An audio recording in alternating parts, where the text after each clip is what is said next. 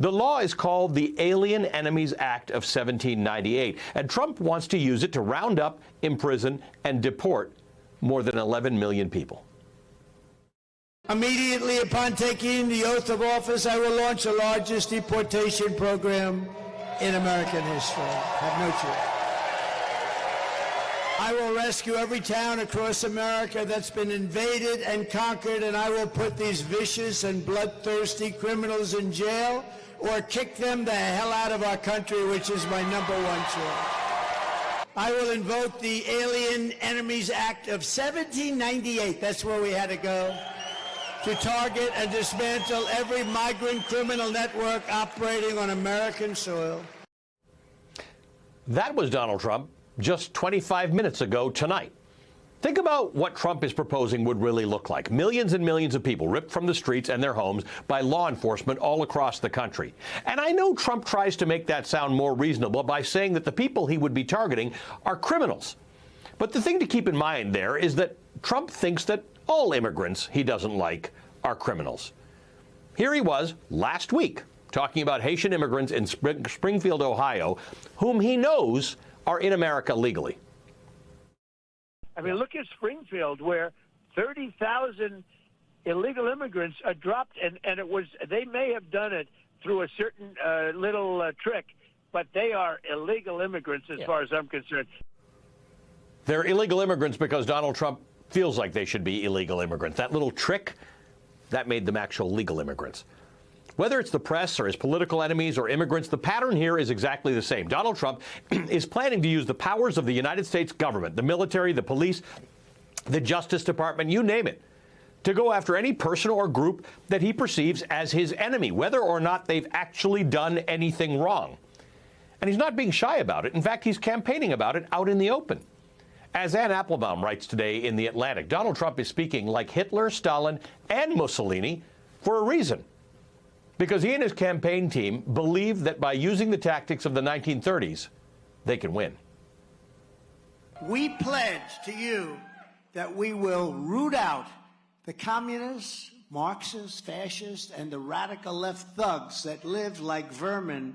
They're poisoning the blood of our country. That's what they've done. They poison. People are coming in with disease. People are coming in with every possible thing that you can have. What's happening to our country is we're just destroying the fabric of life in our country, and we're not going to take it any longer, and you got to get rid of these people. If I don't get elected, it's going to be a bloodbath for the whole...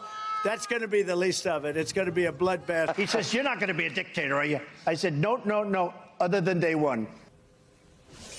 Joining me now, Ruth Ben-Ghiat and Jason Stanley. Ruth is a professor of history at NYU who writes about fascism, authoritarianism, and propaganda. Jason is a professor of philosophy at Yale who's written several books about fascism and propaganda. Good evening to both of you. Thank you for being here. Ruth, it's escalating.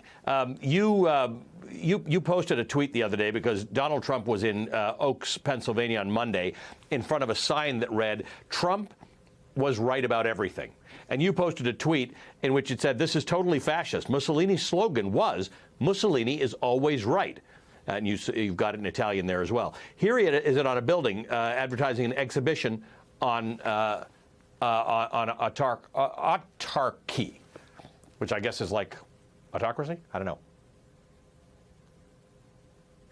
So, yes, autarky is like self-sufficiency, Italy first.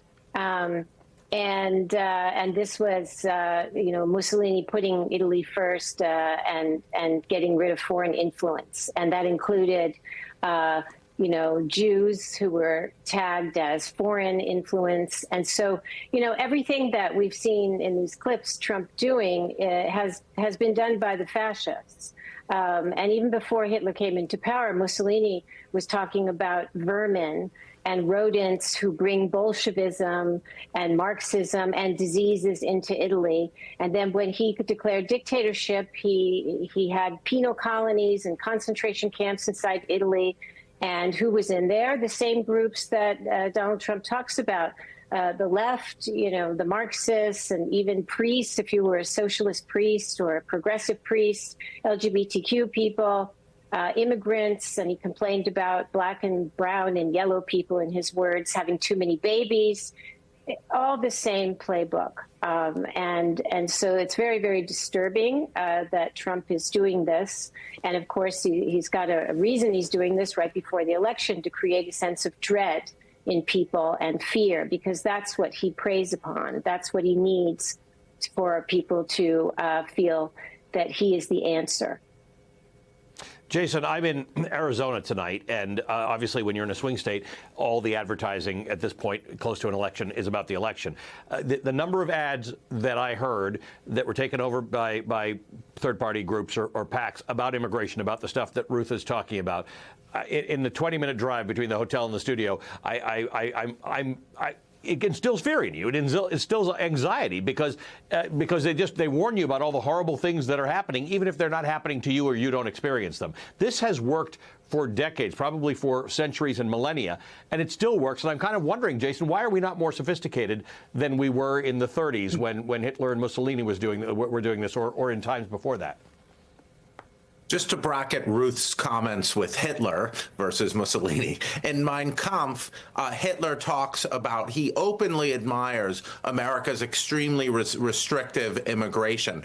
Particularly, he says, its focus on healthy immigrants, meaning racially healthy immigrants. So this is really straight out of Mein Kampf, the parts where Hitler is talking about American immigration and American restrictions on non-white immigration. And really, I think the philosophical question, as a philosopher, what I wonder and what I ask is, why aren't people more alarmed? Why aren't people more alarmed by the rhetoric that we're seeing?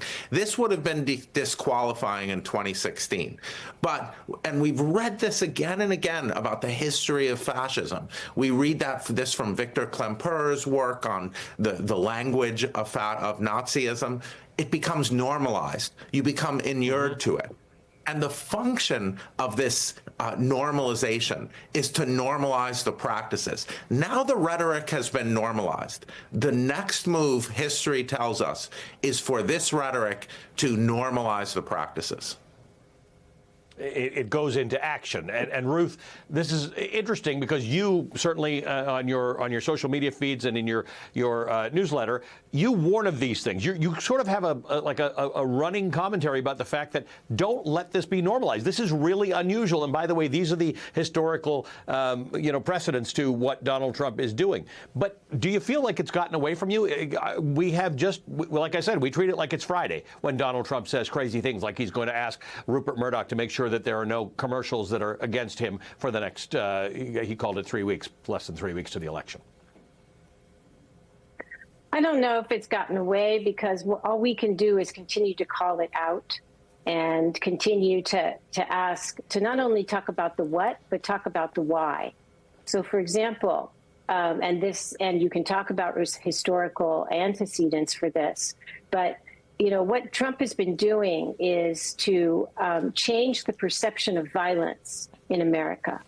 And that's what the fascists had to do. You've got to make violence, in order to get people to buy into the violence that you intend to wage on your own population, you have to get violence to seem something that is morally necessary and even patriotic, as with the thugs who bashed the heads of Capitol Police on January 6th. Now they're patriots.